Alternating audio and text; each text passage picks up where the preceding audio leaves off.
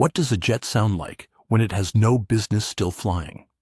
February 1991. A Marine AV-8B, Harrier 2+, limped back to a forward strip outside Ahmed Al-Jaber airfield in southern Kuwait, if strip even qualifies as the right word. A stretch of aluminum matting laid over compacted sand, shorter than most high school running tracks.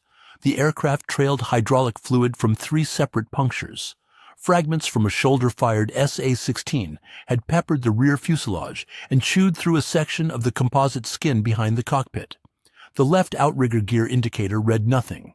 The pilot, a captain whose name the after-action summary redacts, brought the jet to a hover at 40 feet, crept sideways to confirm the outrigger had deployed by shadow, and set the aircraft down on its column of exhaust so gently the ground crew thought he'd practiced it. He had. Every Harrier landing is a hover landing, or close to it. That's the whole point. The ground crew chief logged 14 holes in the airframe. Maintenance replaced 2 hydraulic lines, patched the skin with speed tape and a composite repair kit, and had the jet back on the flight schedule in 11 hours. It flew a combat sortie the next morning. If that story sounds like it should belong to some future tiltrotor or a science fiction VTOL, vertical takeoff and landing, it doesn't. The Harrier's trick dates to the late 1950s. A British engine, a British concept, an aircraft the American defense establishment spent 2 decades calling a gimmick and a compromise, a solution looking for a problem. The Marines wanted it anyway. The Air Force laughed. Congress nearly killed funding 3 separate times between 1971 and 1981. A Pentagon study from 1975 called the concept, and this language comes directly from the report, operationally marginal in a high-threat environment. Operationally marginal. The jet that just came back full of holes from a high-threat environment and flew again before breakfast. If this kind of story keeps bringing folks back to the channel, a like or a subscribe is what makes the next one possible. And if there's a machine or a mission that deserves its own episode, drop it in the comments. Some of the best leads come from there. To understand how a hovering jet ended up saving Marines in the Kuwaiti desert, the timeline has to unspool backward about 30 years, across an ocean, to a country that no longer builds military aircraft at all. Hawker Siddeley's plant in Kingston upon Thames, southwest London, 1957.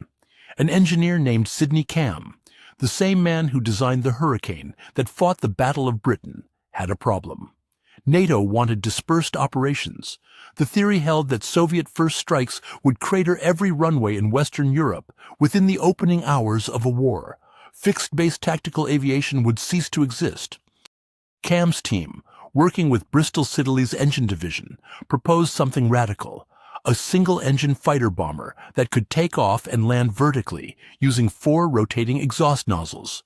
No runway, no catapult, no arresting gear, no ship with steam catapults, just thrust pointed at the ground. The engineering bordered on absurd. A single Rolls-Royce Pegasus engine produced thrust through 2 pairs of nozzles, the front pair bleeding cool bypass air, the rear pair venting hot exhaust, and the pilot controlled the aircraft in hover by bleeding engine air through reaction control valves at the wingtips, nose, and tail. Fly-by-feel, no computer augmentation. In an aircraft where the margin between controlled hover and uncontrolled departure from flight sat around 2 degrees of nozzle angle and a few hundred RPM. Early test pilots called it dancing on a bowling ball. The prototype P-1127 flew in 1960. The production Harrier GR-1 entered Royal Air Force service in 1969. And the United States Marine Corps, watching from across the Atlantic, saw something nobody else in the American military wanted to see. A jet that could operate from a clearing in the trees, a stretch of highway, an amphibious assault ship with no catapults. The Marines had spent Korea and Vietnam begging the Air Force and Navy for close air support that arrived late or never. A jet that lived with the grunts launched from their backyard and came back to rearm in the same dirt, that solved a problem no performance spec could quantify. The Air Force looked at the Harrier's combat radius, about 300 nautical miles with a useful weapons load, its limited payload, its accident rate in hover, and its single engine, and dismissed it. Too short-legged, Too dangerous, too weird for doctrine, too far from anything the Air Force recognized as a real combat aircraft. The Marines bought it anyway. First, the AV-8A, a modified British airframe, starting in 1971. Then, the AV-8B, a ground-up American redesign by McDonnell Douglas, entering service in 1985. The accident rate in those early years gave the critics all the ammunition they needed. The AV-8A killed more Marines in training than any tactical jet in the Corps inventory between 1971 and 1978. 45 aircraft lost in non-combat incidents out of a fleet of 102. That is not a typo. Nearly half the fleet gone to accidents, most of them during the hover transition, that narrow corridor between wing-borne flight and thrust-borne suspension, where the Pegasus engine carried every ounce of the airframe on a column of hot gas, and the pilot's left hand on the nozzle lever decided whether the jet stayed airborne or rolled inverted into the ground. The sound witnesses describe most often: a rising whine, then silence, then the thud. No ejection. The early seats couldn't save a pilot below 200 feet in a rolling departure. Congress noticed. Senator Barry Goldwater, a pilot himself, a man who flew P-47s in the Pacific, stood on the Senate floor in 1975 and called the Harrier program a national disgrace.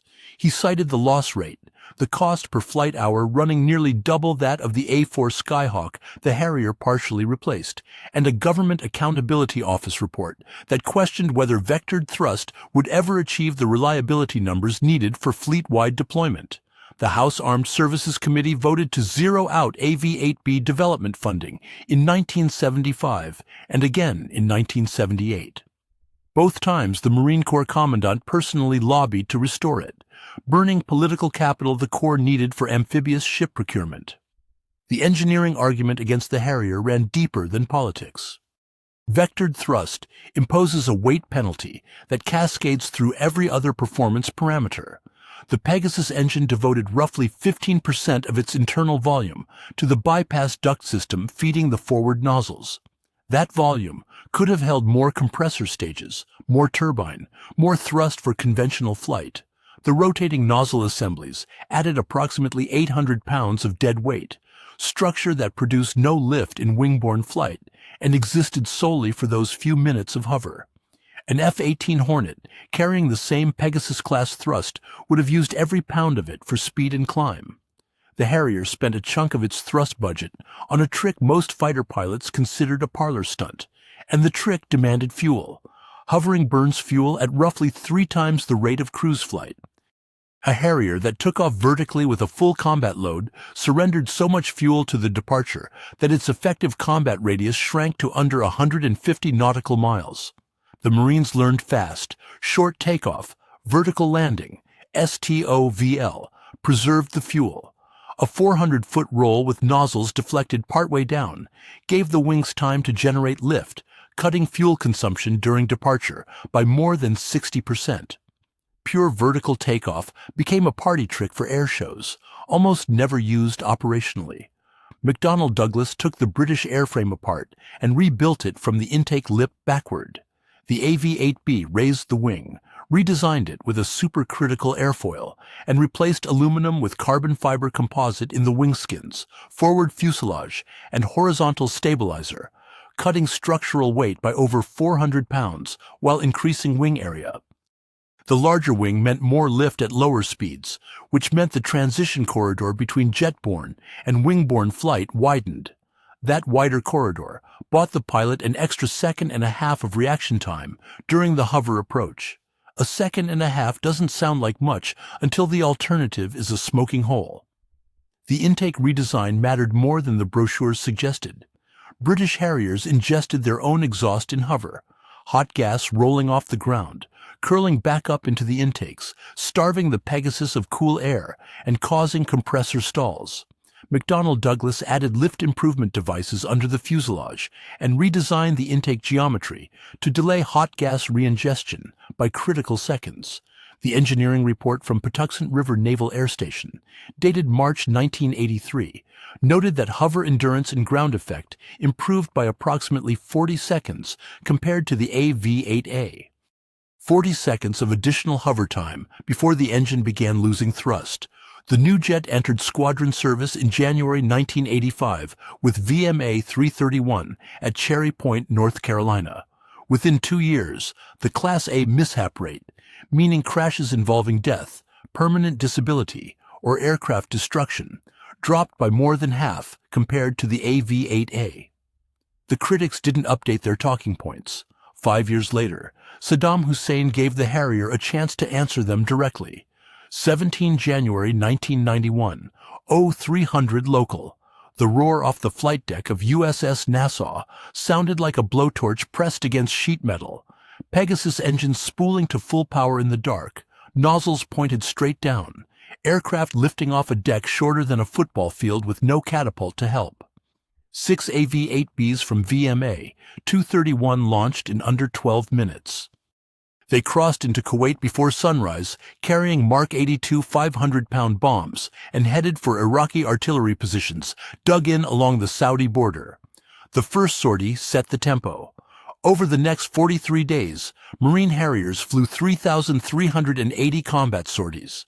They operated from 5 amphibious assault ships and 2 shore-based expeditionary strips, one of them a section of highway south of the Kuwaiti border, the other a patch of Saudi desert graded flat by Marine combat engineers in under 72 hours. No hardened shelters, no concrete taxiways, fuel bladders and palletized munitions stacked in the sand. The average turnaround time between sorties, land, rearm, refuel, launch, ran 23 minutes. An Air Force F-16 operating from a fixed base in Saudi Arabia averaged closer to 2 hours. The Harrier's turnaround advantage meant a squadron of 20 aircraft could generate the sortie rate of a much larger force. The cost per sortie numbers told the rest. Marine aviation weapons and tactics. Squadron 1 compiled the data after the war. Approximately $3,800 per combat sortie for the AV-8B, including fuel, ordnance handling, and direct maintenance. The F-16's comparable figure ran above $7,000. The A-6 Intruder, flying longer-range interdiction missions, exceeded $12,000. The Harrier cost less per sortie than any tactical jet in the theater. 5 Harriers went down to enemy fire during the campaign, all 5 to ground threats, small arms, shoulder-fired missiles, anti-aircraft artillery. 3 pilots recovered alive, 2 did not. The Marines never claimed the Harrier survived because it dodged everything thrown at it. It survived because when it took hits, it came home on that hovering recovery profile no other jet could replicate, and when it couldn't come home, the loss of one airframe didn't crater the squadron's next-day sortie count. Maintenance crews cannibalized parts from damaged jets and kept the line moving. General Norman Schwarzkopf's post-war briefing to Congress listed the AV-8B among, his phrase, the most valuable tactical assets in the theater. The Senate Armed Services Committee transcript from June 1991 records that statement without further comment. 16 years earlier, the same committee's predecessors had voted to kill the program. At a forward strip outside Tanajib, Saudi Arabia, a crew chief named Corporal David Montoya kept a logbook. He recorded that between January 17th and February 28th, his assigned aircraft, Bureau Number 1, 63871, flew 41 combat sorties, took ground fire damage twice, and missed 0 scheduled launch times. The jet's engine never came out of the airframe. Montoya's logbook sits in a box somewhere. The records don't say where. How many pilots is a concept worth? Between 1971 and 2003, 115 Marine aviators died in non-combat Harrier mishaps. 115 men who never saw a tracer round, never heard a missile warning tone, never took fire from anything except the physics of their own aircraft. They died in training hops over the pine flats of North Carolina, in transition exercises off the deck of amphibious ships in the Pacific, in routine approaches to airfields with perfectly good runways they didn't need to use. The Pegasus engine doesn't care whether the war is real. The hover transition kills identically in peacetime. That number, 115, exceeds the total non-combat aviation fatalities of several entire Marine aircraft types across their full-service lives combined. The A-4 Skyhawk, which the Harrier partially replaced, served the Marines for over 30 years and killed fewer pilots in training. The F-18 Hornet's non-combat Class A rate ran roughly one-third the Harrier's through the 1990s. Congressional critics pointed to these comparisons for decades, and they pointed fairly. The Harrier asked more of its pilots than any tactical jet in the American inventory, and when pilots fell short, or when the machine fell short of them, the results sounded the same every time. That rising turbine whine cutting to nothing, a crashed truck scrambling across the ramp. Lieutenant Colonel Art Knowles, a retired Marine Harrier pilot who now owns and flies a Sea Harrier privately, described the community's relationship with the jet as a matter of accepting a toll that other communities refused to pay. He didn't use the word acceptable. He used the word necessary. The Marines paid it because nothing else did what the Harrier did. Not approximately, not with workarounds. The AV-8B operated from 26 different ship classes and improvised shore locations during its service life. It deployed to Somalia, Bosnia, Kosovo, Afghanistan, Iraq, twice, and Libya. It flew from jungle clearings in the Philippines during Balikatan exercises and from frozen decks in the Norwegian Sea during NATO drills where the wind chill dropped below -40 and the nozzle actuators had to be preheated with portable blowers before the Pegasus would rotate them. In 2003, during the initial push into Iraq, Marine Harriers operating from a highway strip, designated as a forward arming and refueling point, delivered close air support to ground units within an average of 8 minutes from request to ordnance on target. 8 minutes, the Air Force's closest equivalent, F-16 staging from Al Udeid in Qatar, averaged above 30. The time differential represented Marine riflemen alive at the end of the engagement, who would not have been alive 22 minutes later. The math doesn't appear in any GAO report. It lives in after-action reviews filed by infantry battalion commanders, whose names fill no headlines. The AV-8B flew its final Marine Corps combat deployment in 2019. The F-35B Lightning II, Lockheed Martin's STOVL variant, a jet that exists in its current form, specifically because the Marines spent 50 years proving that vertical landing capability justified every cost attached to it, replaced it. The F-35B uses a lift fan and a 3-bearing swivel nozzle instead of the Pegasus's 4 rotating exhausts, a fundamentally different engineering solution to the same operational problem Sidney Cam identified in 1957. The lift fan concept works. It hovers more stably and burns less fuel doing it, and it carries a sensor suite that would have seemed imaginary to the pilots who nursed shot-up AV-8Bs back to aluminum matting strips in Kuwait. But the F-35B cost north of $110 million per airframe. The Harrier cost $24 million in its final production run. Whether the Marines can afford to lose F-35Bs, the way they absorbed Harrier losses in a high sortie rate campaign, remains an open question. The Pentagon's Operational Test Office flagged it in 2023. The file stays classified. At the Marine Corps Air Station in Cherry Point, a decommissioned AV-8B sits on a concrete pad near the base gate, mounted on a pylon with its nozzles frozen in the hover position, pointed straight down, as if the jet stopped mid-landing and someone forgot to let it finish. Bureau number 1, 63542. Paint already chalking in the Carolina humidity. Across the flight line, an F-35B taxied for a training sortie on a Tuesday morning in June, its lift fan doors closed, configured for a conventional takeoff. The pilot ran through the checklist. The sortie brief called for close air support patterns at low altitude over Camp Lejeune. Standard Tuesday.